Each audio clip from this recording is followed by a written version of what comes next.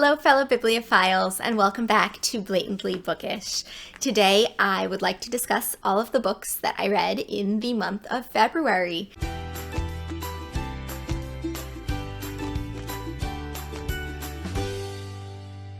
It is obviously quite belated. It is almost the end of March at this point, but lately I just have not been filming, have not been talking much about my reading with you guys, and the month of March has just been kind of chaotic for me. But February, which is what we're going to talk about today, was a great reading month. I read some fantastic books, including a new favorite, which is probably the first thing I'm going to talk to you about. I also discovered a middle grade series that has captivated me, and I'm still reading it on the way to work every morning.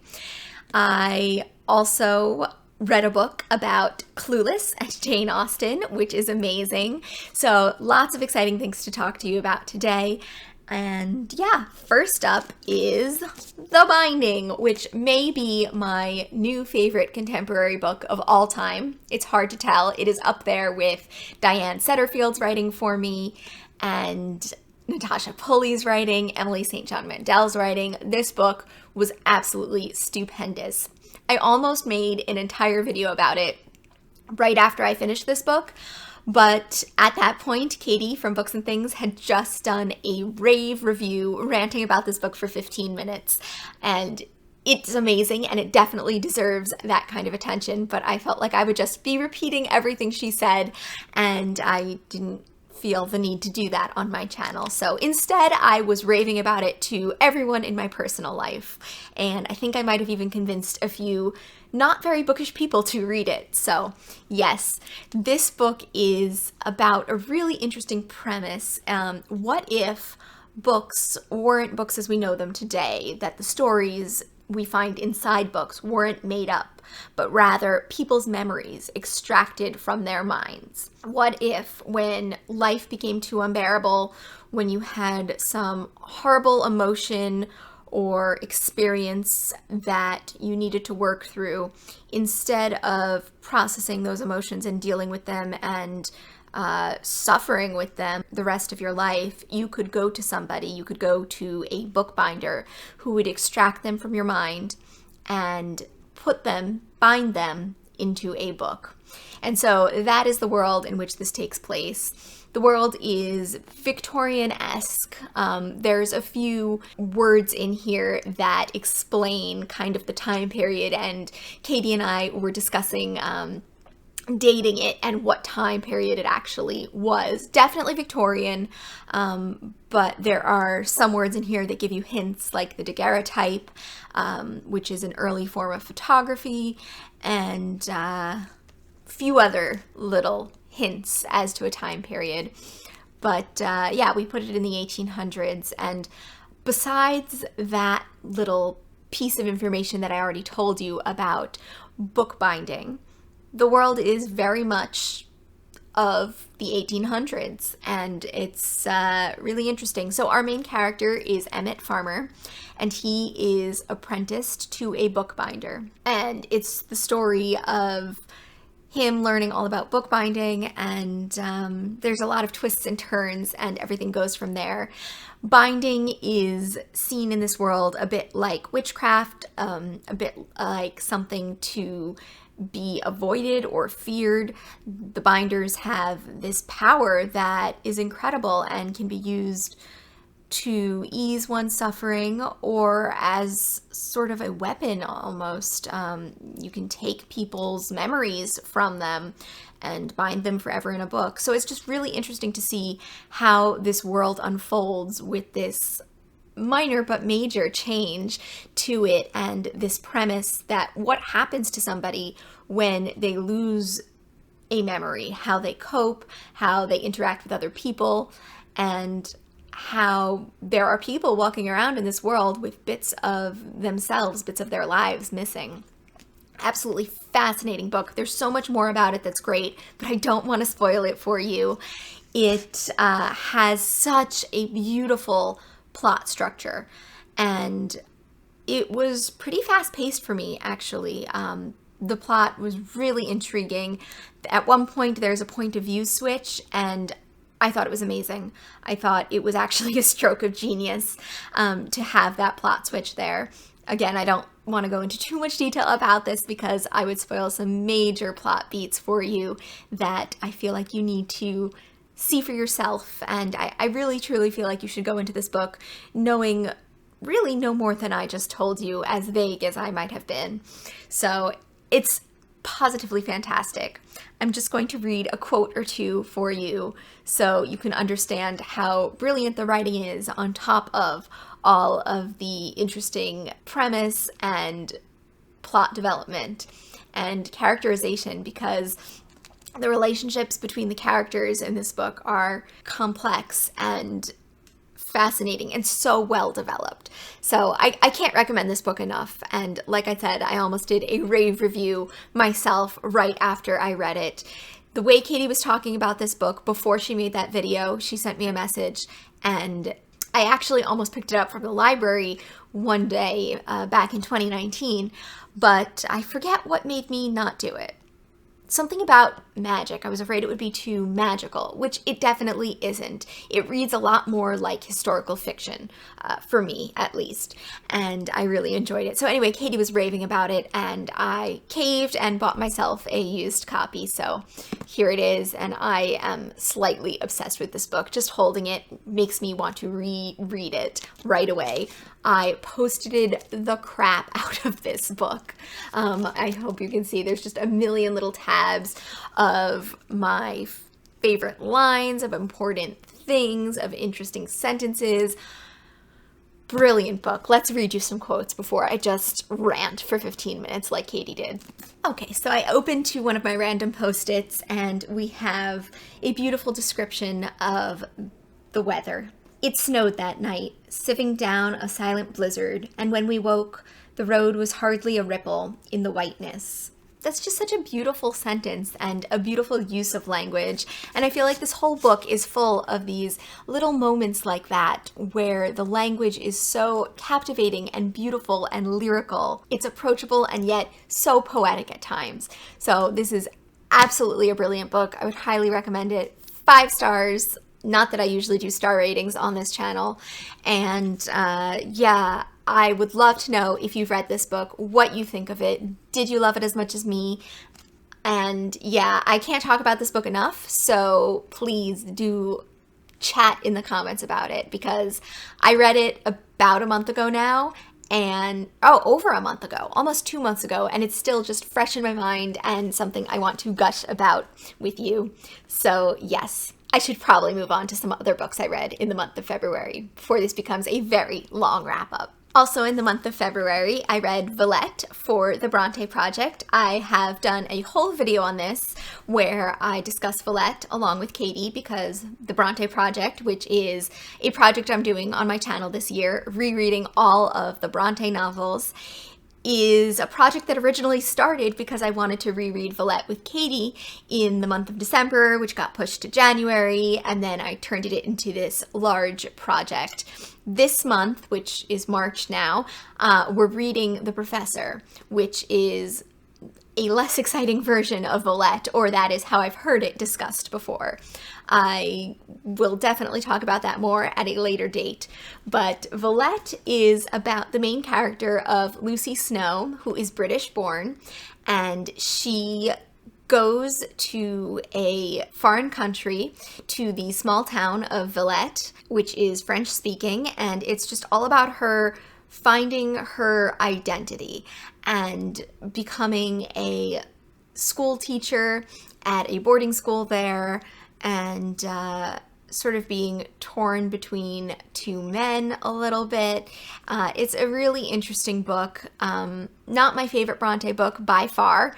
My favorite Brontë books are yet to come. So in the month of April, we'll be reading Agnes Grey, and that is one I'm very excited for. followed by The Tenant of Wildfell Hall, which is another one I cannot wait to reread. So yes, if you want to hear more about Villette, there's a vlog about it, and there's that long spoilery discussion video about it as well. In the month of February, I also discovered this amazing book series for middle grade called The Incorrigible Children of Ashton Place. I think I first heard about it on Jean from Jean's Bookish Thoughts, her channel, and the premise just sounded too good to pass up.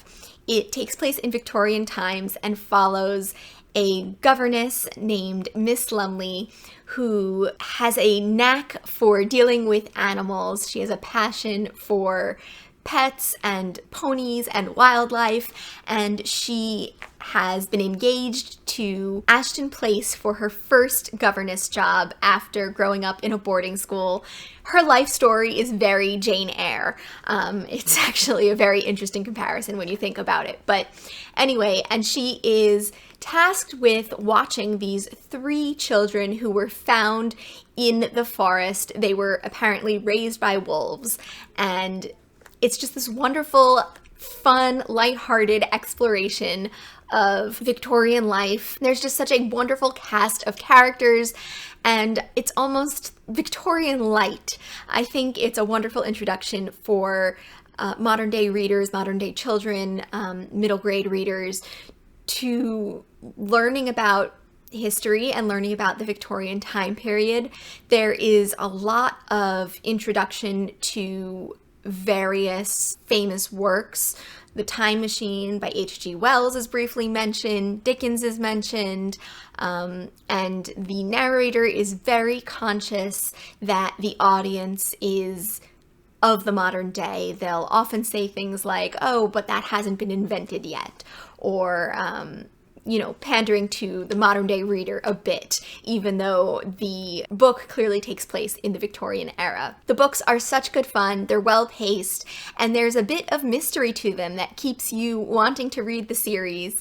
I am actually on the 4th book right now because I've just been devouring this series on my way to work. It makes my commute really enjoyable, and I'm excited to go to work every morning just so I can hear the next installment in this series. The themes of the book have a lot to do with parentage and identity, and it really does pick up on a lot of themes of Victorian literature. The idea of the wolf children, other people are afraid of them, but it's really funny because in reality they are more civilized than some of the people of high society in some respects. And so it's just a really lovely series. If you're looking for something light and fun with a little substance behind it, it's a fantastic series to pick up. I can't speak for it in print because I've only been listening to it in audiobook format, but the audiobook is just delightful. It's acted out so well, and I highly recommend this series. But before I had read that series, I read As If by Jen Chaney, and that was all about the making of Clueless, which is one of my favorite movies of all time. It talked all about the making of the movie, from casting to its inception. There are a lot of interesting facts for fans of the movie, what happened to some of Cher's clothing, and, the cast's reaction to Brittany Snow's death, as well as little tidbits of information like Mr. Hall was the name of a real teacher who inspired the character, and he actually did appear in the movie, but not as Mr. Hall, as the principal of the high school. So just lots of little fun facts like that. A lot of interesting discussion about the clothing and wardrobe, all these things that go into finding, the perfect filming locations. A little about Amy Heckerling, who wrote Clueless, and how she never compromised on her vision to make it a reality and make it the reality that she wanted to see, rather than what some of the executives and producers were trying to get her to change it to. And it's just really interesting to hear about all of these different creative people collaborating to make this wonderful movie that 25 years later is still wonderful and celebrated. And a lot of the book is discussing, why Clueless remains relevant today. A lot of that has to do with its loose adaptation of Emma. I did wish that they would have talked a little more about it as an adaptation of Emma and had some, Austen scholars talk about it, but that really wasn't the focus of the book. The focus was a lot more on the movie and on Hollywood and, the behind the scenes of Hollywood and what's going on there, which I found fascinating having watched the movie so many times. But yeah, I did think that I was getting into something a little more Jane Austen related, and there wasn't actually that much Jane Austen content to it, but it was still a ton of fun, and it made me want to rewatch Clueless. I definitely recommend it if you're a fan of Clueless and you're intimately familiar with the movie and just want to hear people gush about it nonstop. It's a lot of fun. I don't think you have to be an Austen lover to like Clueless or to like this book, but it certainly helps, of course. And last but not least, in the month of February, I read The Silent Companions by Laura Purcell. This was a really interesting book. I liked it, but I didn't love it. It is a very creepy, supernatural, dark, gothic book that starts out in an asylum with our main character, Elsie, and we see through a series of flashbacks how she got there, what her life was like before the asylum, and how it connects to another narrative from the 1600s. It had all these amazing gothic tropes, lost manuscripts, a patriarchal tyrant of sorts, actually a few of them, a decrepit and abandoned ancestral home. So it had a lot of really interesting elements to the book, but I just feel like it didn't come together somehow for me in the way that it should have. It was a solid 4-star read, I guess, but it just fell short of perfect. That being said, Laura Purcell's writing style definitely intrigued me. I think she's an author that, depending on what book I pick up next, she could be a new favorite of mine. She definitely cultivated this sense of terror and this wonderful spooky atmosphere right from the beginning of this book. The book dealt mostly with these silent companions coming to life, which they're these wooden figures that are very old and dusty, and our main character starts seeing them come to life and embody different people. There's a series of gruesome deaths involved, and we need to figure out for ourselves if our main character Elsie is mentally unstable and unraveling, or if there really is some strange, mysterious magic or curse at play, if these figures are really coming to life. So it was a really fun book to read, but I don't think it will stick with me long term. That being said, it was a really great read for like October. I didn't read it in October, of course, but I think it would be perfect for Halloween time and if you're in the mood for something spooky, because the atmosphere really made the book come to life. The tone that was consistent throughout was wonderful, and I thought that Laura Purcell did a pretty spectacular job of joining together all of these disparate timelines, between the asylum and the 1800s and the 1600s. There was something that I didn't like about it too much, which was its portrayal of physical difference. I really didn't like the way that that was handled, and think something along the lines of Jamaica Inn, if you're familiar with that. Actually, this book has a lot in common with Jamaica Inn in my mind. Yeah. Now that I think about it, that's a really great comparison.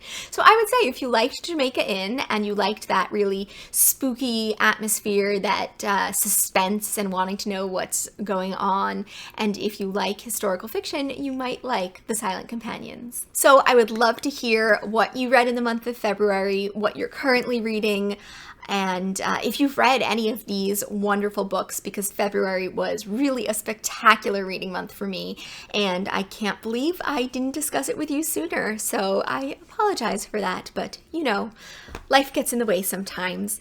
So yes, I hope you're all doing very well. I'd love to hear all about your reading lives. Please do let me know in the comments down below, and until next time, I'll see you in another video very soon. Bye!